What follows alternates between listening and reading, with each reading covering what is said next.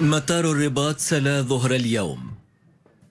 الرئيس الفرنسي فخامة السيد إيمانويل ماكرون رفقة حرمه السيدة بريجيت ماكرون يغادران في ختام زيارة دولة للمملكة المغربية بدعوة كريمة من صاحب الجلالة الملك محمد السادس نصره الله. وفي وداع السيد ماكرون رئيس الحكومة السيد عزيز خنوش.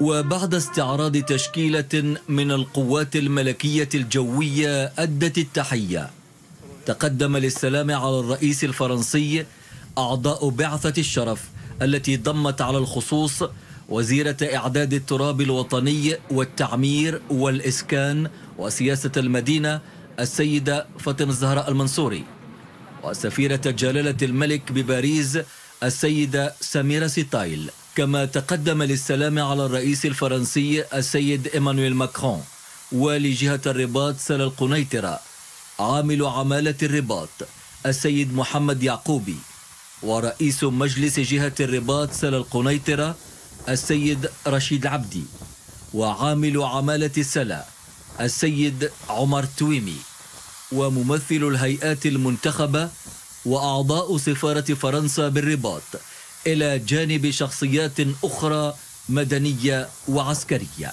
زيارة دولة عنوانها شراكة استثنائية وطيدة بين المملكة المغربية والجمهورية الفرنسية، تنهل من تاريخ طويل مشترك وروابط إنسانية وثقافية لترتقي بمستوى العلاقات بين البلدين خارطة طريق استراتيجية للسنوات المقبلة، وشراكة متجددة يعتزم قائد البلدين من خلالها إعطاء دفعة حاسمة للعلاقات المتميزة متعددة الأبعاد بين المغرب وفرنسا. قوامها ثقة، شفافية، تشاور مسبق، تضامن ومسؤولية، وعدم التدخل في الشؤون الداخلية وفي اختيارات السياسة الخارجية، واحترام الالتزامات المبرمة.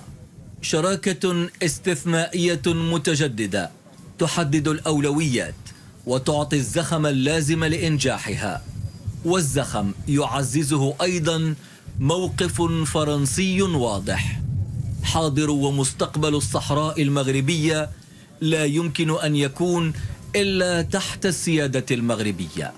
دعم فرنسي لمغربية الصحراء ومقترح الحكم الذاتي الذي ترى فيه باريس الإطار الوحيد للتوصل إلى حل سياسي عادل مستدام ومتفاوض بشأنه طبقا لقرارات مجلس الأمن التابع للأمم المتحدة. باريس جددت التزامها بمواصلة مواكبة جهود المغرب من أجل تحقيق التنمية الاقتصادية والاجتماعية لمنطقة الصحراء المغربية. زيارة الرئيس الفرنسي إيمانويل ماكرون إلى بلادنا بدعوة كريمة من جلالة الملك تميزت بتوقيع قائدي البلدين للإعلان المتعلق بالشراكة الاستثنائية الوطيدة بين المملكة المغربية والجمهورية الفرنسية.